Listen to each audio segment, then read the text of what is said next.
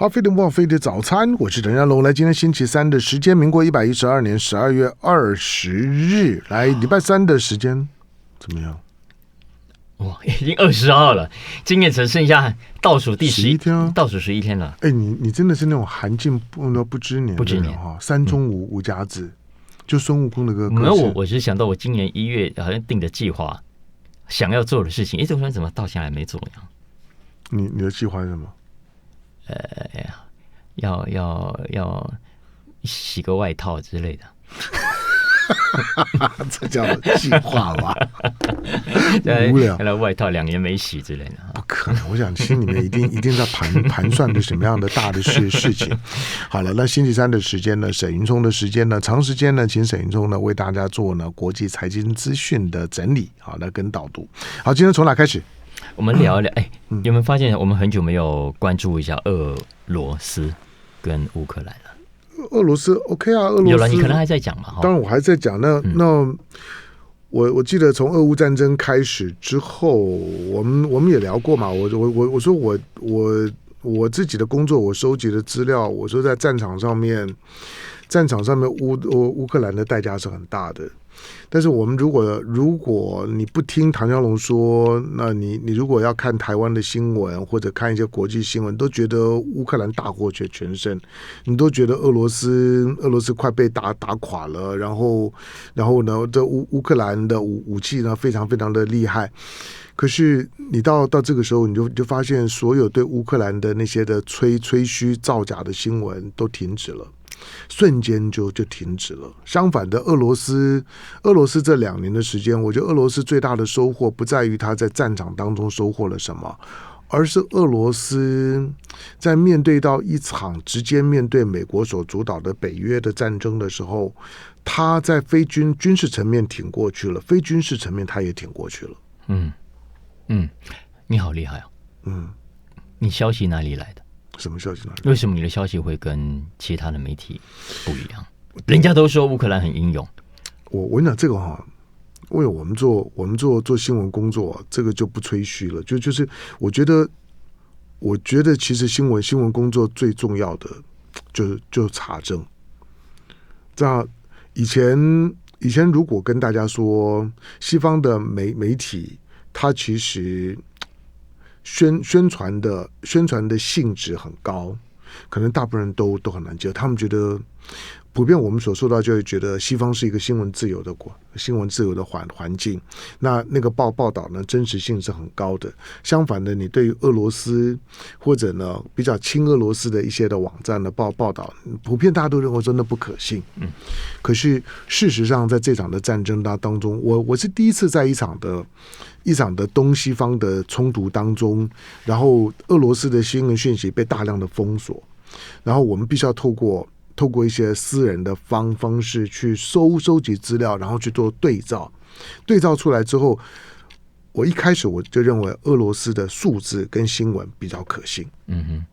事后也一样。你从哪里看到呢？台湾的媒体都没有转述俄罗斯或者亲俄罗斯的媒体的报道呀。你会俄文吗？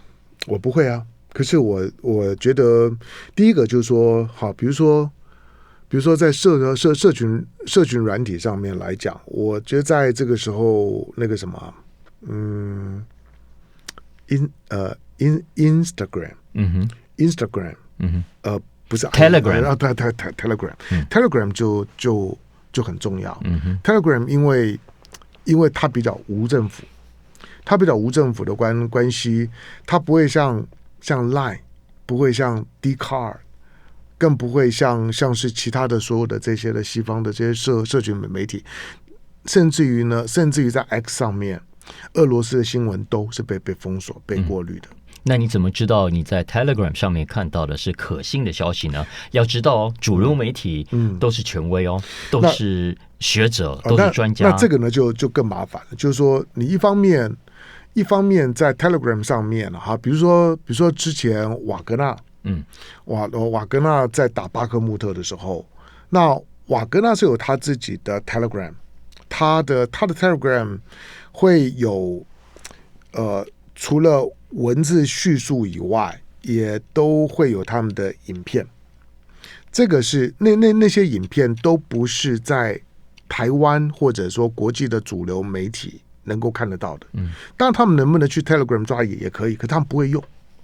所以如果你没有用 Telegram， 你没有订像是瓦格纳的账号，你没有订俄罗斯的国防部的账号，以及俄罗斯的一些比较灰色地带的账号，你在一般的媒体当中看不到那些的讯息。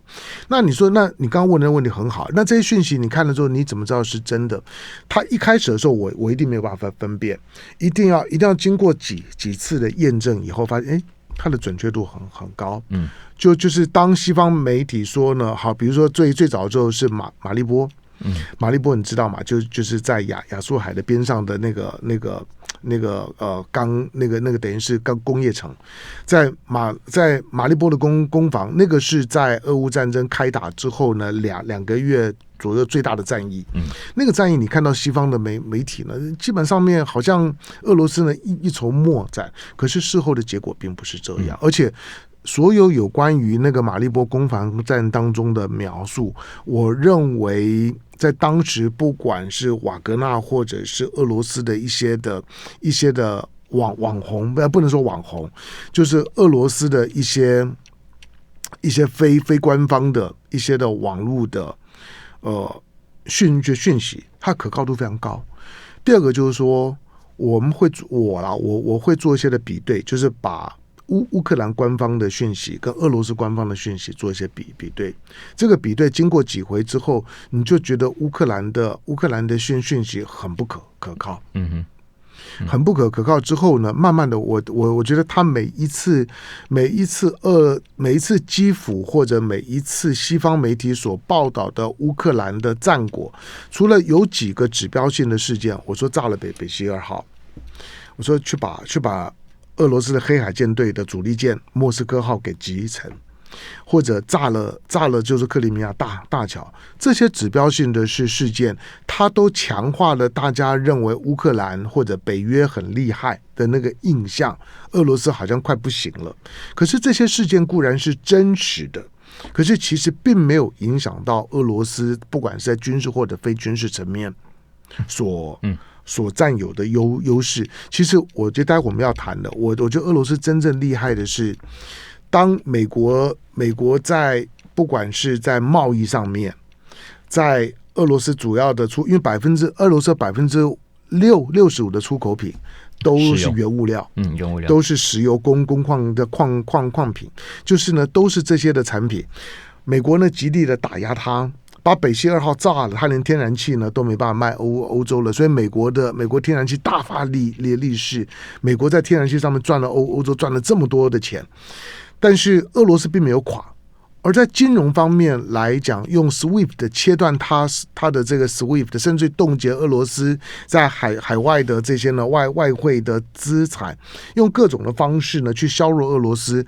可是俄罗斯刚开始的时候，你看到一波的卢布的大幅的贬值，可是它很快就稳下来了。稳下来之后，你就发现俄罗斯，尤其到后来这1年多的时间了。我曾经讲过，如果你有去统计俄罗斯的媒体，因为俄罗斯的媒体相对自由度还比较高一点，俄罗斯的媒体每一天报道乌克兰战争的比例在大幅的下降，到最后的调查，几个月前的调查，俄罗斯人每天会关心乌克兰战争的比例剩下32%。跟战争刚发生的时候呢，每天都要关注呢战场的一些讯息。后来就是大概比例越来越低，他在告诉你什么？就是俄罗斯人生活都恢复正常了，就是说媒体当中呢有关于前线的报道越来越少了。那个是一个正面讯息，就表示他们对这场的战争已经寻常化了。那你就知道这场战争差不多要结束了。其实啊，大家如果过去从一开始到现在2年来，将近2年来，有去看西方媒体报道变化，我自己的感觉今年跟去年的氛围是非常不一样的，特别是今年下半年。对了，就这几个月了，这几个月，这几个月大家会发现，当然第一个跟战争的实际状况，西方媒体自己也看到了。再加上西方老百姓对这场战争的观感也出现了明显的转变啊，所以我觉得西方的媒体在报道的时候的角度也跟之前不太一样，所以我们今天我先来聊2篇我觉得很有意思的文章，一篇是来自彭博新闻社，另一篇来自纽约时报。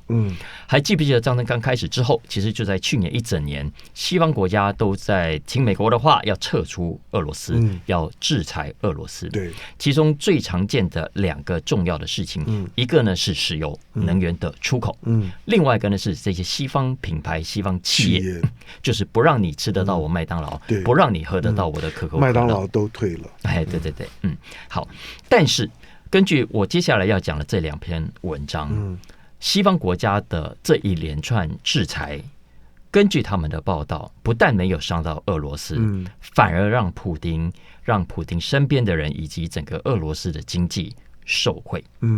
这是很有意思的哦。首先我们看一下石油跟能源，这是彭博新闻社。自从美国制裁了之后，其实去年就不要讲了。那后来他当然加码说还要这个限制，把这个卖给欧洲、卖给世界的油这个上限定到60块每一桶了啊。但是以今年的状况来说，4到10月啊，俄罗斯的石油营收增加1倍啊，光是10月份就有113亿美金，这大概占了俄罗斯10月份的总收入的1/3。也就是说，美国想要制裁俄罗斯，不让他卖石油，也不让他卖太贵。是希望打击他的经济，让他没钱可以去打仗。结果没有想到，他的油钱收入反而更高，比去年5月创下新高，甚至比俄乌战争开打之前还要来得高。他卖给谁？好问题，谁帮他运油？这篇文呢，其实要揭露的是，从欧洲到亚洲，从中国到印度，都有很多人在接俄罗斯的石油出口生意。他用的词叫做影子船队。因为过去主要的帮俄罗斯运油是来自欧洲伦敦跟日内瓦的几家大型的业者，其中这3家都很有名，一个叫 Vital， 另外叫 Glencore， 另外叫 Trafigura 啊。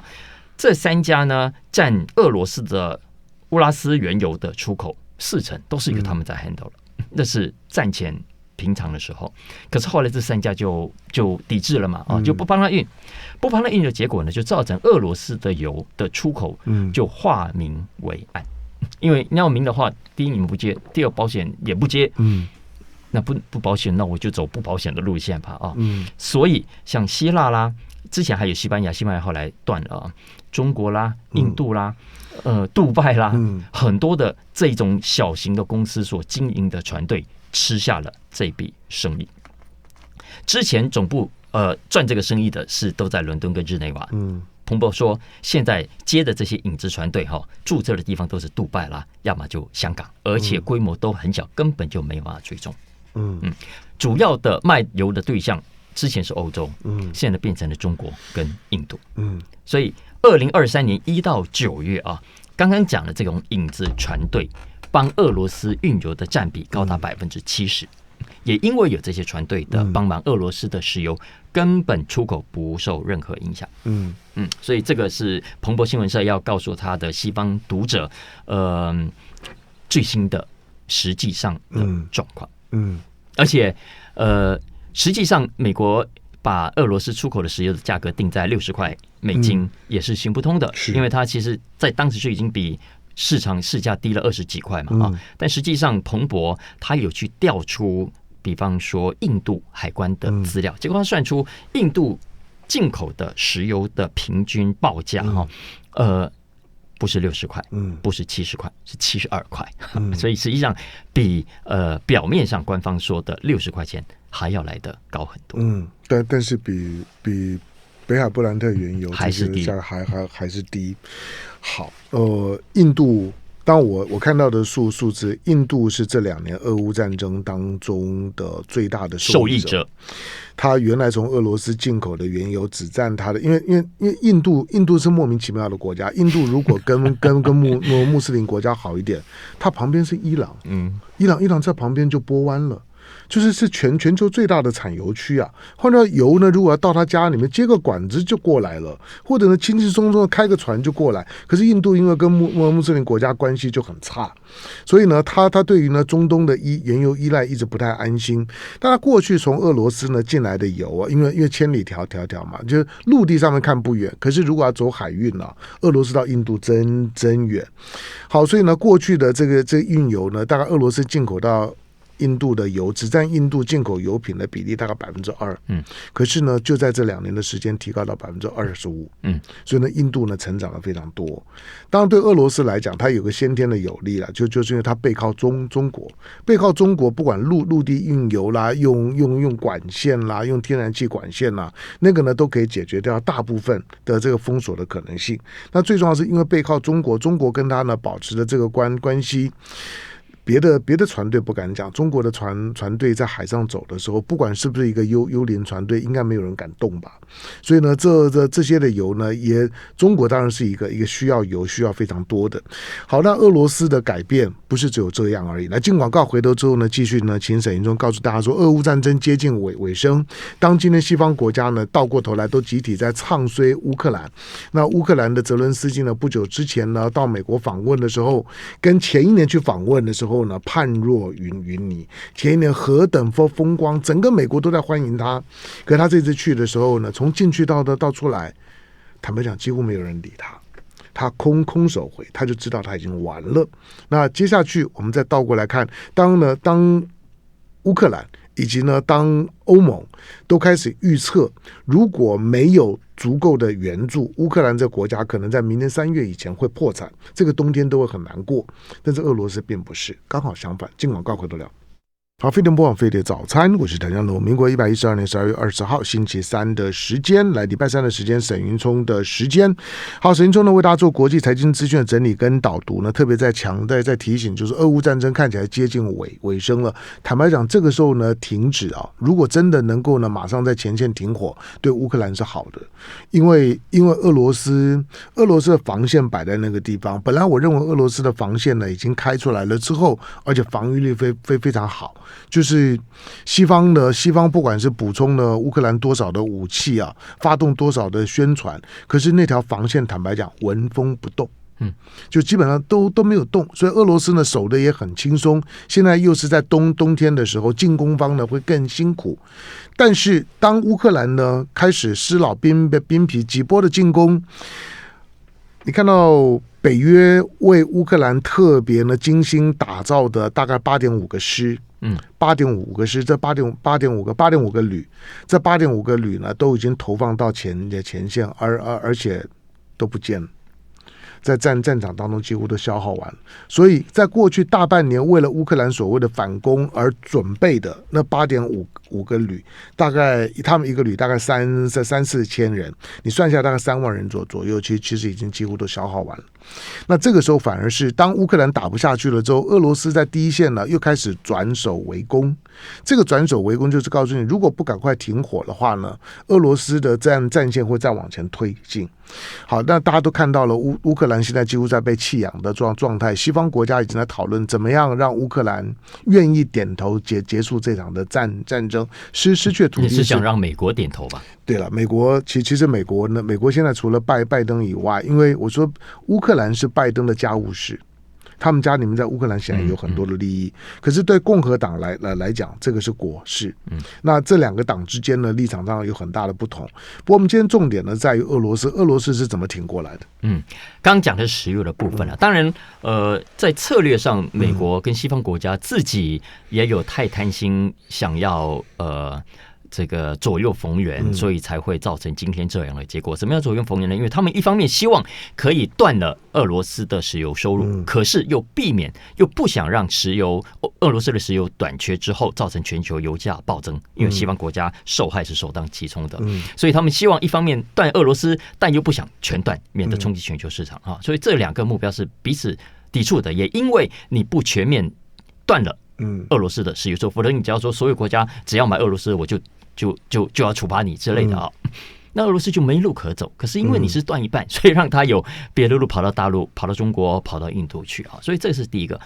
然后接下来我要讲的是《纽约时报》另外一篇文章，谈的是战争以来很多西方品牌，麦当劳啦、星巴克啦，海尼根啊，这些都陆续宣布撤出嘛。好，《纽约时报》这一篇文章，他就说，在俄乌战争发生的2个礼拜之后，拜登就说西方国家会彻底的摧毁俄罗斯，因为西方的品牌会全面的离开之后会造成俄罗斯的企业、俄罗斯的员工没有办法工作，没有钱可以赚，所以他们会很快的崩垮。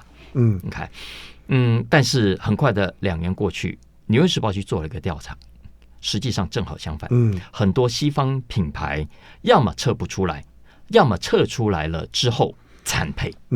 根据《纽约时报》去调查，过去这1年多来撤出的这些西方品牌，几乎都是赔钱撤出的，总共可能赔了超过1000亿美金。那赔的原因当然有几个，《纽约时报》的归因是，当然是普丁从中作梗。第一，他要省，并不是你想要卖就卖。第二个，你卖的对象他不爽，他就跟你否决。然后要你卖给，比方说俄罗斯的国营企业，或者是他身边的亲信，或者是俄罗斯的权贵。总之呢，卖的价钱往往都很烂，那再加上他还开征各种名目来课税。据说这一波的转手啊，光是以去年来说，就让俄罗斯政府赚进12.5亿的美金。所以造成的结果是，这一波的品牌撤出，最后呢，第一个并不是完全倒闭，而是有企业继续的接受，所以换言之，它并没有减少它的营业额，员工也继续的就业，它的经济性没有受到影响。相反的，这些撤出的西方品牌基本上是认赔杀出的。比方说，好了，举了几个例子，像海尼根呢，原本谈好一个买主了，价格也很好，海尼根很满意，就准备要立，结果提出申请的时候呢，被俄罗斯否决。否决之后，反正就是不让你卖，最后就介绍了一个俄罗斯的前艺人，然后用一个很便宜的价格把海尼根吃下来。所以海尼根只要摸鼻子，要么不听美国的话，不要撤出，可是你要撤出就要付出很高的代价。另外还有两家公司，像 Toyota、IKEA，这2家最后是落入了俄罗斯国营企业的手上。等等，其实像星巴克也是，星巴克现在改名叫 Star Coffee， 它也都是俄罗斯自己的企业家吃下来，而且几乎 logo 啊什么东西都没有什么改变。所以意思是说，不但俄罗斯经济没有受到影响，就业没有受到影响。第二，俄罗斯政府的预算税收还反而更加增加。以及更重要的第3个，老百姓的生活会不会有影响呢？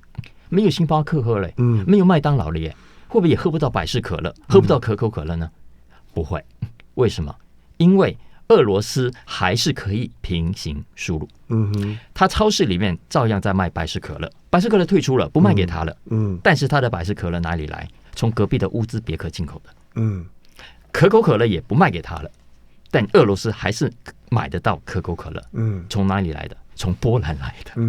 所以意思是说，根据《纽约时报》这篇报道，他的切入的点是，美国看起来过去这1年多来对俄罗斯的在这方面的制裁，不但收不到效果，反而让普丁跟他身边的党羽捞到一个很好的赚钱的机会。好，但我纯粹看化危机为商机。对，我纯粹看数字啊，就是除了战争刚开始的那1个月啊，俄罗斯的经济有一点 shaggy。那个时候就像你讲的，就是说西方的这些品牌的退出，第二个就是说卢布的持有呢缺乏信心，所以呢那个时候呢卢布呢创新低。可是呢当俄罗斯的央行的股市当时还没有办法开盘呢。对，但是当俄罗斯的这个央行女总裁采取了措施之后，很快的金融面就稳下来了。然后感觉上面，当我在看俄罗斯的相关的新闻，包括俄罗斯的卫星通讯社啊这些，我在看的时候，我就觉得战争，因为俄罗斯很大，俄罗斯是中国的两倍大，因此呢，那个战争呢，从俄罗斯人视角来讲，就局限在俄罗斯广大领土的很边缘的一个小角落上面，没有什么影响。然后俄罗斯第一年呢，战争的2021年呢，虽然是负成长的，可是2022年就开始慢慢的就回稳了。今年2023年，你看到2023年呢，预估它最近的经济成长大概是全欧洲最好的，大概5%以上的经济成长率啊。那当然大家就会想说，哇，那对西方国家来讲很难自圆其说的，就是你对于这个侵略者，所谓的侵略者，你不但没有办法打压他，相反的，过去西方国家美国最有把握的金融制裁，也没有发生作用。好，那俄罗斯就渡过难关了吗？那以后不就让大家？所以我一直觉得这场的战争啊，让北约灰头土脸，让美国灰头土脸。这是俄罗斯因为北约的存在本来就是为了防俄罗斯嘛。老实讲，北约唯一的假想敌就俄罗斯。可是这场北约倾全力投入俄乌战争，北约其实真的灰头土脸啊。那以后北约的这个存在感跟安全感，那不是更低了吗？这又是一个大哉问啊！的确是这样子。其实，根据《纽约时报》，你刚刚讲的，他其实就支持你刚刚讲的，早在去年的夏天，俄罗斯的经济就已经稳下来了，对，卢布就已经反弹，然后普丁的策略也转守为攻。所以慢慢的到今天看到了我们刚刚讲的，美国对他的石油制裁没有效果，西方企业联合起来要抵制他，要撤除他，结果伤人不成反而自伤，那这个现象是必须，我认为了啊，现在这西方媒体是倒过来提醒拜登，你应该要改变你的策略了，否则你如果用原来的方法，显然是行不通的。好，我再进到广告回头之后，我们来关心一下 NVIDIA。进广告回头聊。好，飞碟不枉飞碟早餐，我是邓家龙。来，星期三的时间，沈云聪的时间，再来。你刚才说要讲黄仁勋了，对，我觉得我们回头稍微收一下哈，刚刚讲的那个题目，就是呢这一波的俄乌战争，以及中美的科技战、贸易战，某种程度啊，第一个，它让一些原本的商业活动化名为案。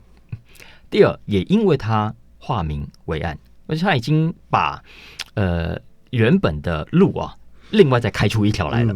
我觉得这是未来非常值得重视。就大陆被封锁，就走小路嘛。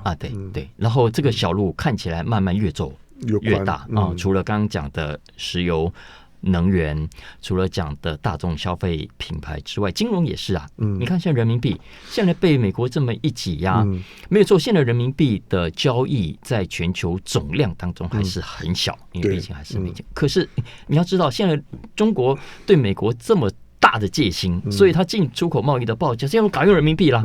所以换言之，当这条路越来越成熟，就像现在俄罗斯它的外汇结算也越来越高比例是改用人民币了，没错。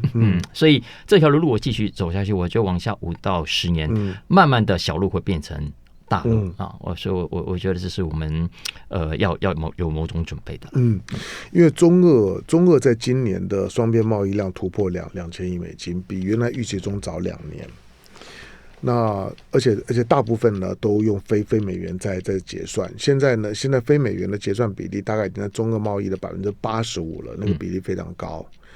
那中国现在跟沙特买油呢，也开始都用人民币结算，大家才刚签了一个500亿美元的额度，所以未来油品市场的去美元化会越来越明显。毕竟俄罗斯跟沙特是全球的3大产油国之2，所以人民币在未来讲，人民币我一直讲，人民币之所以在全球的，就是说呢，这个货币市场当中的交易的占比一直都比较低的原因，是因为是中国的保守，而不是呢美国的打压成功。是因为中国本身它根本就没有让人民币国际化的准备，想要变成国际的交易货币，就没有。它唯一开放的口岸就在香港，所有的离岸人民币都在香港交易，但是他是不会让他的人民币大宗出海的，就是那个对他来讲风险很高。我觉得中国也很务实啦，在金融面、货币面来讲，他可能还没有跟美元、跟欧元对抗的实力，所以呢，所有海外的人民币呢，最大的交易口岸呢就在香港。当他不想国际化的时候，那个占比对他并不重要。在金融政策、货币政策上面来讲，我认为大陆仍然是一个防御的态势。是啦，小刘，那美国作为一个想要钓鱼的人，我觉得他现在的策略是某种在钓鱼啊，松松放放，松松放放，因为他也知道他硬拉，那个鱼会跑掉，你这样断线，你也不见得对你有好处。对啊，他现在钓的最成功的就阿根廷啊。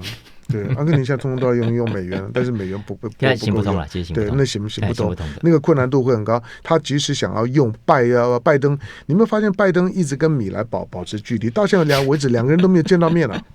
对啊，米莱到美国去访问了，跟拜登见不到对啊。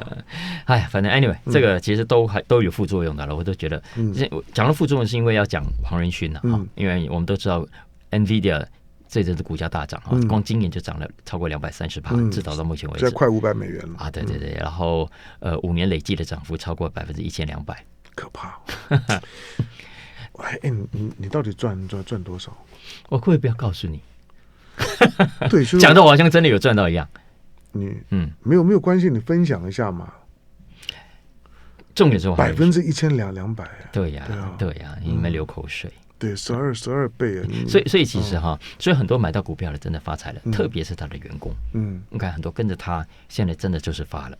可是发了呢，是一则一喜，一则一忧的。对 NVIDIA 来说，喜的当然是大家都赚钱很开心，可是忧的是呢，最近我看台湾的媒体也有报道，因为是Business Insider 也去访问他里头的人，然后就说他们已经发现，里面有些人觉得赚饱了，属于想退休了，但是暂时不好意思离开。所以在里面处于半退休的状态。什么叫半退休状态？就是比较懒了。讲白话就没有以前那么拼，工作热情降低了。对很多老员工据说已经提不起拼劲那我们知道 NVIDIA 是1993年黄仁勋创办的那的确有很多人跟着他，而且黄仁勋他很美式的企业管理的作风非常受到好评。他其实鼓励大家就是为了你自己工作，为了你的兴趣工作所以他其实管理是很少的。他并没有像一般很多传统亚洲的企业这样给你这么多的条条框框，而且你要旅行要休假什么，他也没有太大的管。他重点就是要你交出好的成绩。那现在 NVIDIA 的确交出很好的成绩单，可是也因为产品太抢手了，让这些老员工更加现在老神在在。你看今年的 Q3 NVIDIA 的营收181亿美金。181亿美金是整整比去年同样的 Q3 成长了200%以上。所以你看目前它的在高阶晶片市场上几乎是打败敌人，完全没有对手所以这阵子的这个现象，我看了台湾媒体也有翻译跟转报道，因为黄仁勋应该也注意到有跟内部沟通这件事情那这个我觉得很值得所有企业稍微关注一下了台湾其实这阵子也不错。那有一些企业已经不成功那里就算了，可是成功之后员工也都赚了很多的钱尤其是高阶主管但现在对 NVIDIA 来说还是要拼的时候因为高科技市场上你不进则退的所以你要 rest and vest 就是在那里休息，然后等着股价上涨。固然是你个人也许对你身心平衡比较有帮助，可对企业来说绝对不是一个好消息。所以所有的这些企业，我觉得都要注意这样的一个叫做股价大涨中阶主管。中阶主管 NVIDIA 现在平均年薪据说都在100万美金以上。当然了Business Insider 也发现大部分 NVIDIA 的员工第一个都还是很低调的也没有，他不像什么你看之前那个我们讲加密货币那种哇一赚到了钱买豪宅开跑车没有。其实 NVIDIA 大部分的员工还是中规中矩的，而且他们到现在也还是很支持黄仁勋。但是美国有个调查，就调查这些 CEO 在员工里头的好感度跟支持度。以 Alphabet 来说，其实 Google 是一个很好的向心力很强的公司，所以他们对于 CEO 的支持度有高达81%，80%以上。相较之下 Amazon 之前的 Jeff Bezos 以及他后来交棒的大家就稍微打个折扣啊，但也有69%。Meta 的祖克伯的支持度算是比较差的，在高科技巨头里头只有54%，所以50几而已，一半的人而已啊。当然我认为马斯克也是更低的啊。黄仁勋在 NVIDIA 的支持度是多少？98%。但我觉得跟他现在正在势头上有关了，对啊，你势头好，你当然员工跟着你发财啊，当然肯定度高。Meta 现在在飘飘荡荡的时候，第一我觉得也合理啊。不过这还是跟公司文化我觉得有很大的关系了。NVIDIA 是我觉得据我的了解，企业文化是算很健康的。黄仁勋是有他一套，但相较之下，美国很多高科技的公司，好，老实说，我们刚刚讲这种半退休状态，很多人都是这样了。其实像 Google 啦、Meta、Amazon 啦，我是不是在你们节目讲过？就是老实说，你看很多之前待过 Apple 啊，待过很感觉很厉害，对不对？没有的，其实很多这些公司挖角来了之后，高薪挖角来之后，不见得有事情给你做的。他只是觉得，你看起来这个资历不错，是人才。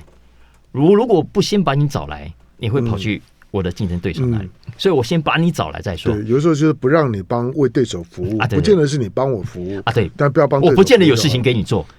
所以这些人找来了之后哈。没什么可以做，大家可以去 TikTok 找。之前有一些人就真的无聊到，那我就上 TikTok 分享我怎么样领高薪，但是没有事情可以做，所以其实在美国这些高科技公司 always 有这样的谎话啊。可是以辉达以 NVIDIA 这个情况来说，因为它现在树大招风啊，其实大家都在看，你现在很强没错，但是半导体市场是变化速度非常快的，所以你现在如果你的公司的文化慢慢出现了刚刚 Business Insider 讲的这个半退休的状态，那下一步怎么样？其实大家就会很关心。你真的觉得这些半导体或者科技的龙头变化速度很快吗？没有啊，我觉得科技上是变化很快，当然很快啊。对啊，可是 Intel 曾经多强，现在呢？那个是从一个几十年的周期来看，可是你从半导体角度来讲 ，Intel 仍然强啊。当然没有像以前一方独霸这么强，但是苹果还是很强啊 ，Google 还是很强啊。Meta 虽然没有那么强，但是在同领域里面，它还是强啊。对不对？那 NVIDIA 只是现在说特别好。就是其实我觉得在科技领域里面，高科技领域里面，只要你站到了那个位置之后啊，在浪头上面要下来也并不容易啊。因为我们想的都会是像是 Nokia 这种，那个是因为典范的转移，它没跟上啊。但是只要典范没有转移的时候，半导体的设计的理念概念没有什么太大不一样啊。所以我不觉得 Intel 会被取代啊。对啊，但典范它的确会移转的。对，就是如果典范转移的风险不转，只是未转。对，那 AI 因为 AI 的时代到了嘛，所以 NVIDIA 呢就上来了。那但是其他的当典范没有转移的时候，你看苹果也是照样过啊，而且也过得很好啊。Google 也一样啊，就是这些在同领域里面的龙头，它仍然是龙头。只要你是龙头的时候，其实没有太大的风险啦。这跟台积电的逻辑呢是一样的。好，相反的呢，就是呢，大陆，当然我们刚刚谈了一点莫斯科，谈了一点俄罗斯让我觉得我一直到后来的，就是说呢，中国跟莫斯科的东北的这个边境开放之后，我看了很多那些视频画面，我觉得莫斯科没有问题了。就是他们的老百姓的生活跟乌克兰的老百姓的生活完完全全不一样。乌克兰老百姓家就生活非常苦，但是莫斯科很正常。好，这个是呢，面对战争这件事情，大家要有基本的认识。战场发生在哪里，倒霉的就是你。这是为什么我说，当两岸之间有任何的冲突的可能性的时候，台湾第一个要想的就是战场是在台湾了。在正常台湾的时候，你还在对战争这件事情抱持着怎么样的想象？好，其他的呢，大家呢自己慢慢想。感谢今天到我们现场的沈云聪，谢谢。下回聊，来进广告，回到新闻。